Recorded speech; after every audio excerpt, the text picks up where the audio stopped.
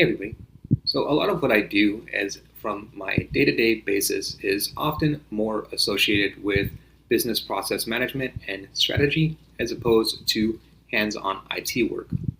And with that, I deal with a lot of the strategy of AI implementation with my clients, and a lot of my clients are geared towards sales and marketing enablement. With all of that being said, I've developed my own business process strategy specifically around implementation of AI within your sales, marketing, and customer service organization. The framework that I've developed is called Hunters, Gatherers, and Scouts, a 21st century framework for sales and marketing enablement. I use this framework a lot with my clients, and I want to bring this to a broader scale. So this is an introduction to the framework. Imagine a lone hunter, skilled and experienced, venturing into a vast, dense forest. He's armed with his trusty bow and arrow, honed instincts, and a burning desire to bring home the prize. But the forest is different now. The game trails have grown faint.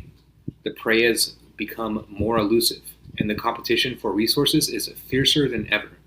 Our hunter spends days wandering, his frustration mounting with each fruitless pursuit. Just as he's about to give up, he encounters a wise old scout, a master of the woods. The scout reveals a hidden map, detailing the movements of the prey, the locations of the watering holes, and the strategies of the rival hunters. Armed with this newfound knowledge, the hunter's fortunes change.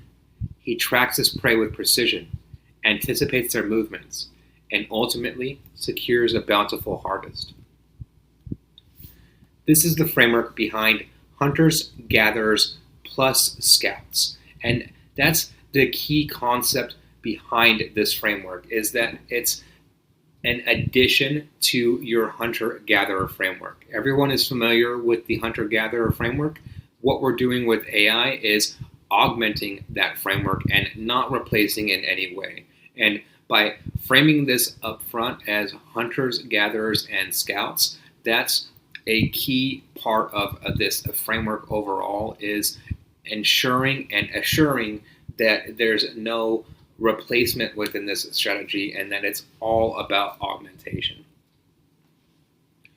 With that being said, let's dive specifically into what your scout can do. So scouts specifically are rules-based. They operate 100% off of rules and directions. They perform very specific tasks, such as outbound marketing, cold email marketing, forum marketing, information scraping and gathering, and prospect and company intel. These are the tasks and the very specific tasks that your scout will perform best at within the sales and marketing organization specifically. You want your scout to be on the front lines, taking care of these jobs and oftentimes tedious tasks. The most tedious part of the hunter's role is what the scout takes on. And I think that's the most important part of this framing up front, right? What you're doing and what the scout is doing is eliminating frustrations from the hunter and enabling the hunter and the gatherer to do their job better overall. What this means for you as the executive and the business owner is a much lower cost per lead. You're essentially warming your leads and getting in new ways of revenue from your leads and being able to reduce those costs overall and those frontline costs through AI. Secondarily, it leads to a reduced time of not selling for your hunters, which is most important, right? So you're decreasing your cost per lead and then you're increasing your productivity of your hunters and your gatherers, while also gaining a higher quality of lead and warming of your cold leads. And I think this is the most important part of the system, and this can't go understated, right? And so an example of this system, just as a common example of how I utilize this system, is utilizing AI for outbound telemarketing. And oftentimes it's AI success rate is extremely low with outbound telemarketing. But what you can find out immediately from that is who is going to pick up the phone immediately and who isn't, which are phone trees, which are dead numbers, etc. Right? You can cut through 80% of the fat through your, let's call it like $1 per hour outbound telemarketing AI agents, right? And then so that's your tier 1 outbound strategy. And then so from there, you're giving your hunters only phone numbers that you know 100% are going to pick up that phone.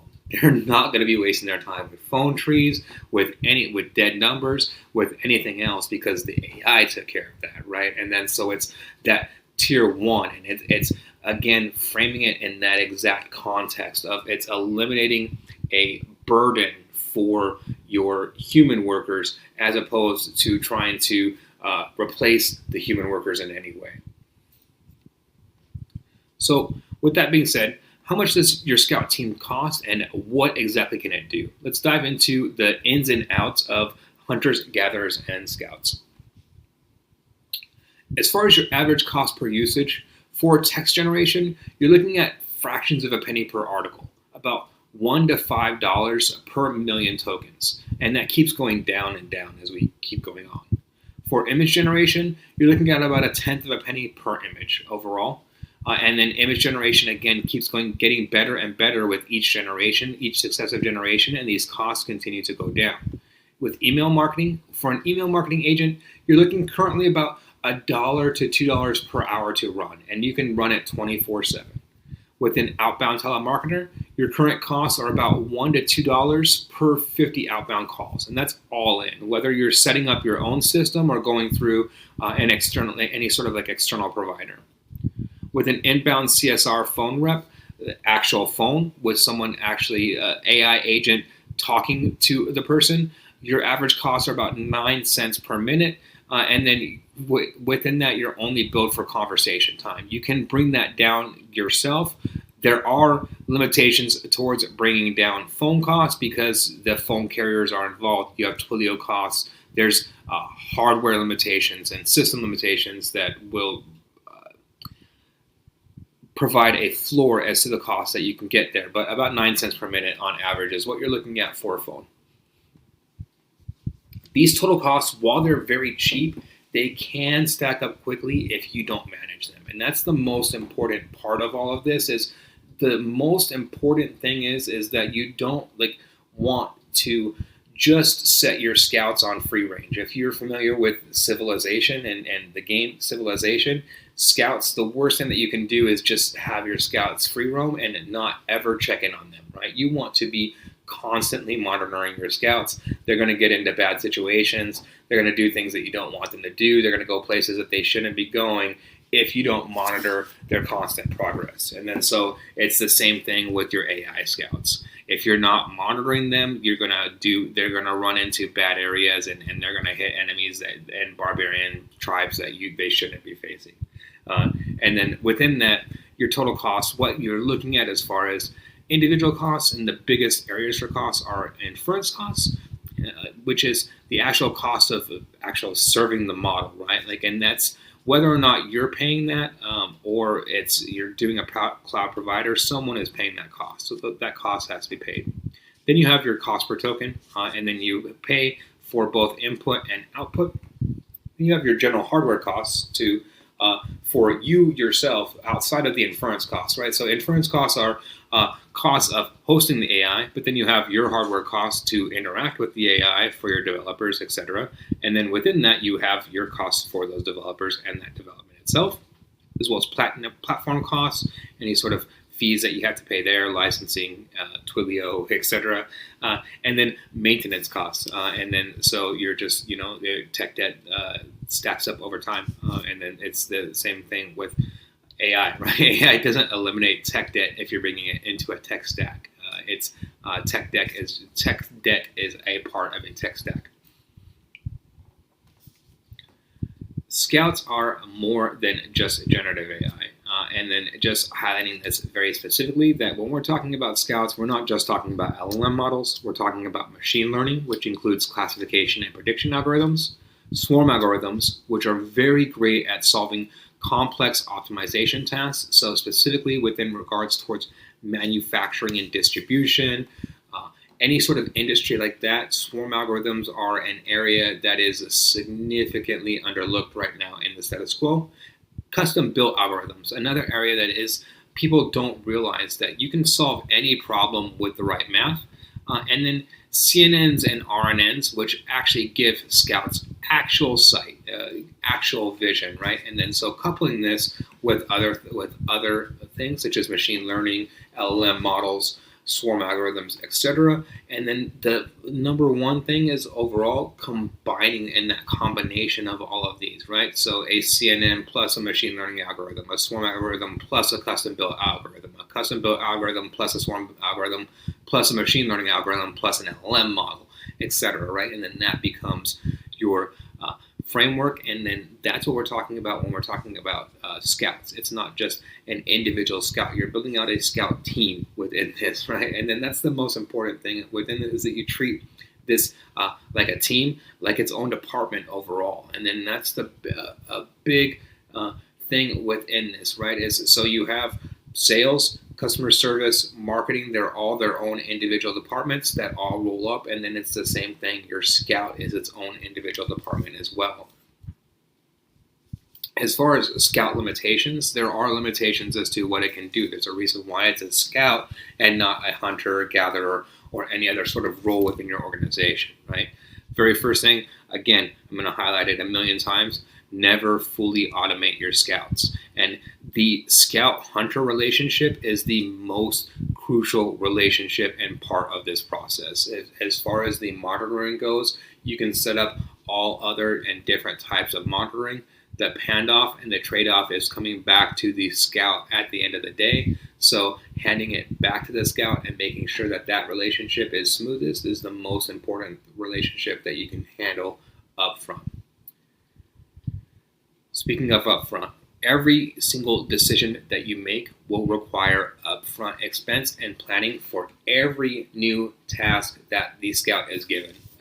Oftentimes, with business projects, it's common to operate like under an agile mindset, for example, right? You do not want to operate and build out scouts with an agile mindset. Your project will fall apart quickly. That is the number one misconception and number one problem that I see with any clients with regards towards product development within this, and I cannot highlight this enough, is if you're developing AI, do not develop agile. Flat out, like don't.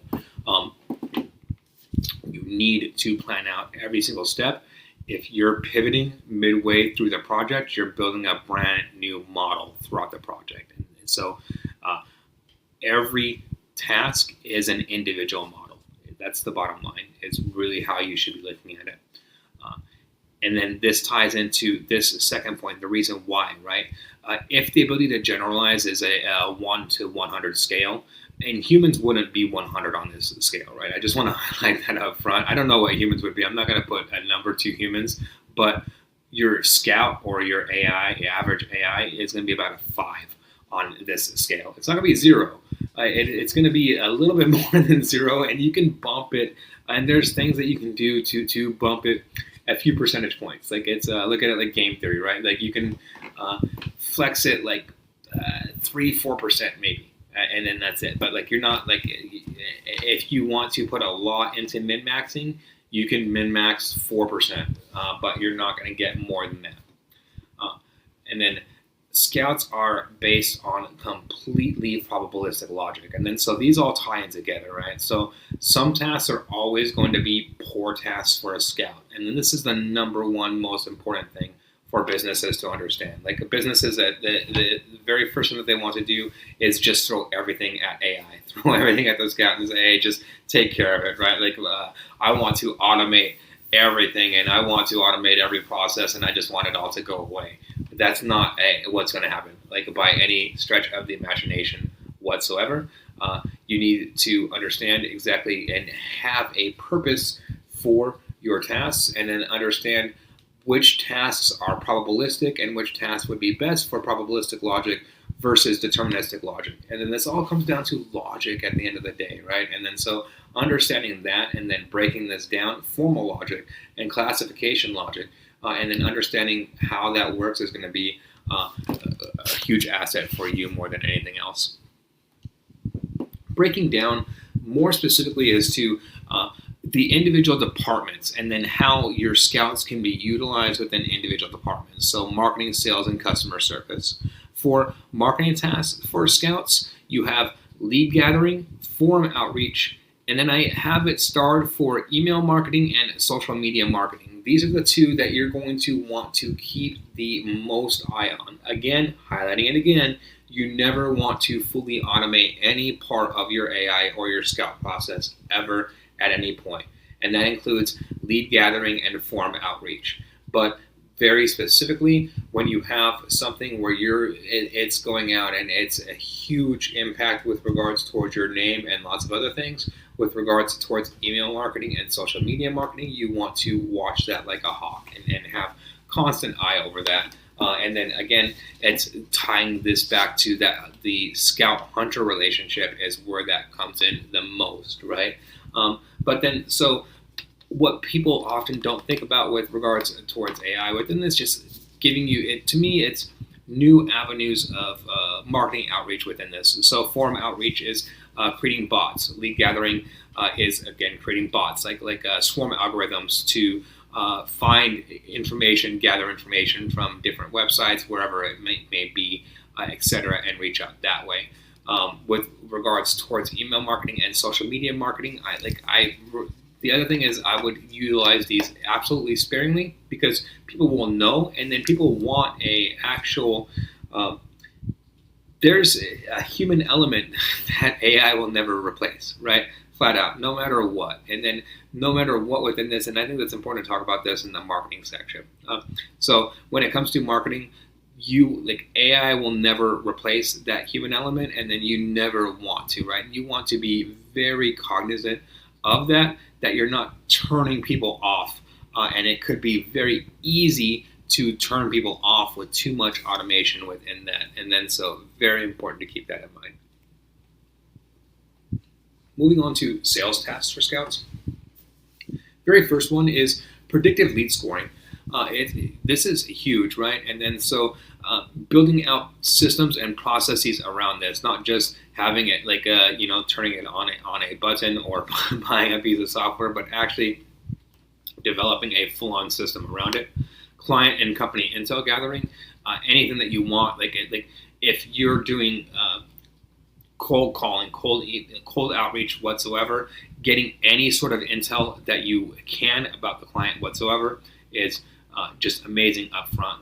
Proposals, quotes, and reports, anything as far as gathering this information, classifying the information, putting it together, making it look pretty, etc. Like all of that is, you're essentially, again, the goal here is to eliminate the non-sales related work for your hunters and your gatherers and overall. And the scout role is amazing at that, specifically when it comes to the paperwork and kind of a lot of the tedious processes for your hunters and your gatherers typically.